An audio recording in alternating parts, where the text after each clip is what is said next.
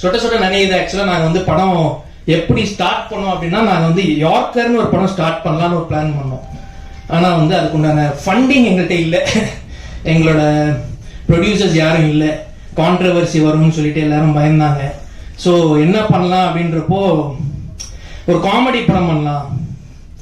அந்த காமெடி படம் வந்து எல்லாரும் பண்றாங்க, புதுசா என்ன பண்ணலாம்னு பிளான் பண்ணப்போதான் நான் என் டீம்லாம் வந்து ஆட்லர் என்டர்டெயின்மெண்ட்ன்றது எங்க டீம் தான். நாங்க வந்து பல பிசினஸ் பண்ணிட்டு இருக்கோம். படம் பண்ணணும்னா பல பிசினஸ் பண்றோம். ஸோ அதை வச்சு ஒரு படம் பண்ணலாம், என்ன பண்ணலாம் அப்படின்றப்போ ஒரு காமெடி படம் பண்ணலாம்னு முடிவு பண்றப்போ மயிரா போச்சு, ஏதாவது ஒரு படம் பண்ணுவோம் அப்படின்றப்போ இது இந்த மாதிரி வந்து ஆகுன்றது எனக்கு நாங்க எதிர்பார்க்கல. இந்த படம் நாங்க பண்ணணும் நாகராஜ் சார் கோபால்லாம் வந்து பேசும்போது எவ்வளோடா பட்ஜெட் நம்ம கையில இருக்கு அப்படின்னு கேட்டா இருக்குடா, ஆனா வந்து எத்தனை நாள் ஷூட் பண்ண போறோம்ன்றது எங்களுக்கு அப்போ பிளான் இல்லை. அப்போ நாங்க பிளான் பண்ணப்போ எங்கள்கிட்ட ஷூட்டிங்க்கு இருந்த அமௌண்ட் வந்து வெறும் 20 நாள் தான். 20 நாள் ஷூட் பண்ண முடியும், போஸ்ட் ப்ரொடக்ஷன் பண்ண முடியும். இதை ரிலீஸ் எப்படி பண்ணணுன்றது அடுத்து பார்த்துக்கலாம் டென்ஷன்ல. அந்த டென்ஷனை நாங்க வந்து ஒரு நாளைக்கு 5லேருந்து 6 சீன் குவாலிட்டி காம்ப்ரமைஸ் பண்ணாம இந்த படத்தை நாங்க வந்து 18 நாள்ல முடிச்சிருக்கோம். ஆனா 18 நாள்ல முடிச்சிருக்கோன்றது நீங்க படம் பார்க்கும் போது உங்களுக்கு தெரியாது. இது என்னன்னா, நாங்க ஒரு டீமா வந்து நாங்களும் இருக்கோம், எங்களாலையும் படம் பண்ண முடியும், யார் பேக்கப் எங்களுக்கு வேணாம், எங்களுக்கு ஃபேமிலி பேக்ரவுண்ட்லாம் கிடையாது. எங்க அப்பா அம்மா இங்க உட்காந்துருக்காங்க. எங்க அப்பா வந்து ஒரு ரிட்டையர்ட் சென்ட்ரல் கவர்மெண்ட் எம்ப்ளாயி தான். அவர் வந்து படம் ஸ்டார்ட் பண்ணும் போது எவ்வளவு பணம் இருக்குன்னு கேட்டப்போ பணம் கொஞ்சம் கம்மியா தான் இருக்கு அப்படின்றப்ப இவரும் ப்ரொடியூசர் மாதிரி, சரி நீ ஒரு 10 நாள் எடுத்து காட்டு, அதுக்கப்புறம் நான் என்ன காசு கொடுக்குறேன் அப்படின்னாரு. அதனால என்ன ஆக்சுவலா வந்து வேற ஒரு ஆக்டர் இந்த ஒரு ரோல் பண்ண வேண்டியிருந்தது. அவரோட டேட் இல்லை, எங்களுக்கு கொடுக்கறதுக்கு பணம் இல்லை. டேட் இல்லைன்றத விட பணம் இல்லை. அப்போ வந்து எங்க அப்பா வந்து ஒரு தியேட்டர் ஆர்டிஸ்ட். அப்போ வந்து நாங்க நீங்க இனிமேல் சாஸ்திரி இல்ல, நீங்க மேஸ்திரி இல்ல, நீங்க தான் ரவி சாஸ்திரின்னு சொல்லி கூப்பிட்டு வந்து அவரையும் வந்து ஒரு ரோல் பண்ண வச்சு, அவர் ரோல் பண்ண காசு கொடுத்துதான் ஆகணும். அப்படி நாங்க ஒரு பிளாக்மெயில் பண்ணி அவர்கிட்ட ஒரு அமௌண்ட் வாங்கி நாங்க வந்து இந்த படம் முடிச்சிருக்கோம். எங்க அம்மா அதுக்கப்புறம் நான் வந்து ஜுவல்ஸ்லாம் எங்கேயும் போடுறது இல்லை, நீ வேணா என் ஜுவல்ஸையும் வச்சுக்கோ அப்படின்ட்டு ஜுவல்ஸும் கொடுத்துட்டாங்க. இப்ப என்னன்னா, நான் கண்டிப்பா ரிட்டர்ன் கொடுத்துட்றேன். இந்த படத்துல எல்லாம் நான் வேற ஏதாவது தொழில் பண்ணி கொடுத்துட்றேன். ஏன்னா படம் பண்றது ரொம்ப கஷ்டம், அதை ரிலீஸ் பண்றது ரொம்ப கஷ்டம் அப்படின்றப்ப நாங்க படம் பண்ணி முடிச்சிட்டோம். எங்களோட போஸ்ட் ப்ரொடக்ஷன் வந்து lights on media, Suresh Sundar Venky, நீங்க வந்து படம் நல்லா பண்ணிருக்கீங்க, நீங்க எந்த அமௌண்ட்டும் எங்களுக்கு இப்போதைக்கு கொடுக்க வேணாம், ஆஃப்டர் பிசினஸ் கொடுங்க அப்படின்னு சொல்லி எங்களுக்கு வந்து ஒரு பெரிய சப்போர்ட் பண்ணி கொடுத்துருக்காங்க. அவங்களுக்கு ரொம்ப தேங்க்ஸ். இந்த படத்தை வெளியிடுறதுக்கு வந்து ஜெனரஸ் என்டர்டெயின்மெண்ட் ஆனா வந்து மாட்டிட்டாங்க. இவங்க வந்து படம் டீசர் சூப்பரா இருக்கு அப்படின்னாங்க. அப்படி ஆனவங்க இந்த படத்தை ரிலீஸ் பண்ணி கொடுங்கன்னு சொல்லி அவங்களையும் பிடிச்சி உட்கார வச்சுட்டோம். அதுக்கப்புறம் சரி ஆடியோ யார்கிட்ட கொடுக்கலாம் அப்படின்னப்போ ஒருத்தர் வந்தாரு, ஜிதேஷ், மிஸ்டர் ஜிதேஷ், ரொம்ப தேங்க்ஸ்.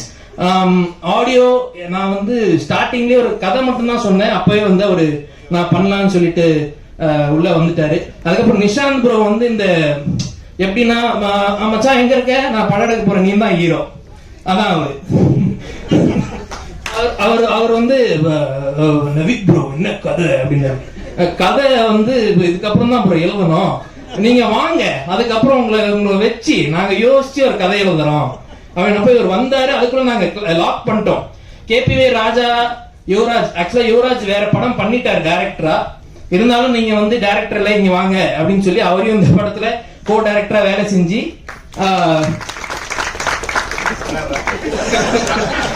இது நான் எதிர்பார்க்கல. அவர் வந்து இப்படிதான் வாண்டடா ஏஞ்சி நின்று அவரு பண்ணுவாரு. அதுக்கப்புறம் ராஜா, அப்புறம் யுவராஜ், அப்புறம் சதீஷ் எடிட்டர், எல்லாரும் நாங்க எழுதி வச்சிட்டோம், இவங்க எல்லாம் தான் பண்ண போறாங்க, இதுக்கப்புறம் கதை யோசிச்சுக்கலாம் அப்படின்றத நாங்க பிளானே. அது அந்த பிளான் இப்போ வெற்றி ஆயிடுச்சு.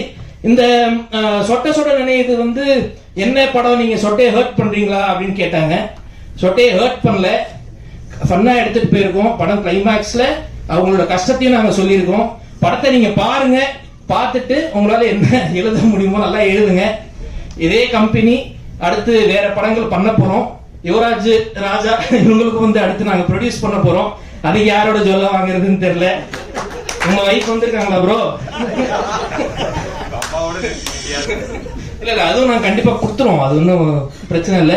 மேடையில வந்திருக்கிற எல்லாருக்குமே தேங்க்ஸ். ஆக்சுவலா எங்களுக்கு வந்து சப்போர்ட் பண்ணணும் சிவி சார், கேபிள் சார், எல்லாரும் வினோதனங்களும் அவசியமே இல்லை.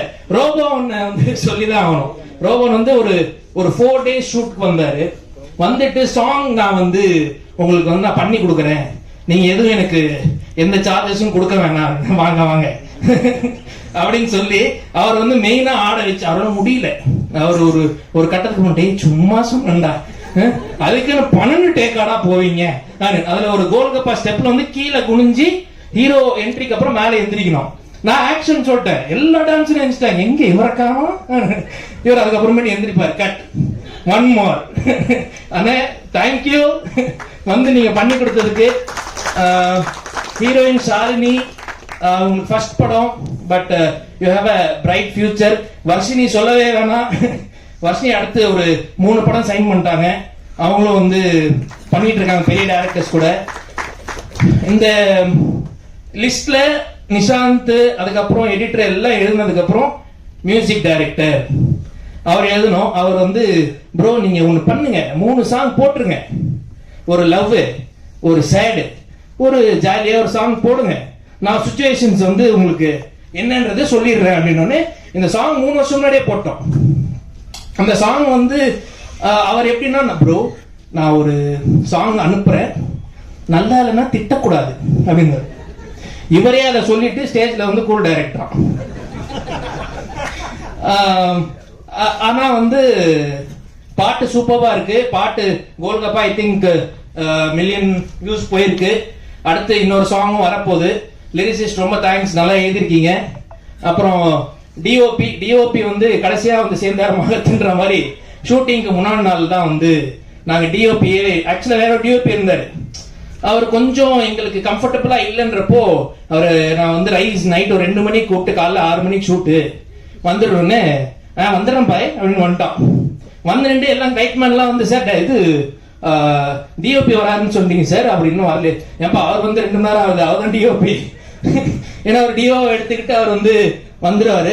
ஸோ இந்த படத்துல எங்க அப்பா கூட நிறைய பேர் நடிச்சிருக்காங்க. Kavitha ma'am, Afsar, Malini ma'am, Yasmin ma'am, எல்லாருக்குமே ரொம்ப நன்றி. அவ்வளவுதானே. ஆனந்த் பாண்டி ரொம்ப தேங்க்ஸ். மிமிக்ரி எல்லாம் அவர் பண்ண சொன்னார், நான் பண்ண சொல்ல. நான் ஆனந்த் பாண்டி வந்து அவருமே வந்து நீங்க வந்து பண்ணுங்க ப்ரோ, எங்கள்கிட்ட பணம் இல்ல, நீங்க வந்து நடிச்சு கொடுப்பீங்களான்னப்போ இது வரைக்கும் அவர் பேமெண்ட் ஒரு ரூபாய் கூட வாங்கல. டீசல் போடுங்கனாரு, போட்டுக்கோங்க ப்ரோ அப்படின்னு. அடுத்து இன்னொரு படம் செப்டம்பர்ல இல்ல அக்டோபர்ல அனௌன்ஸ் பண்றோம். முதல்ல இந்த படத்தை ஆகஸ்ட் 22 தியேட்டர்ல வந்து பாருங்க. படத்தை வெற்றியா இருக்கு, கண்டிப்பா படம் உங்களுக்கு பிடிக்கும். பிடிக்கலன்னா திட்டாதீங்க. Thank you Kavitha ma'am, thank you for introducing everyone. Lovely, thank you.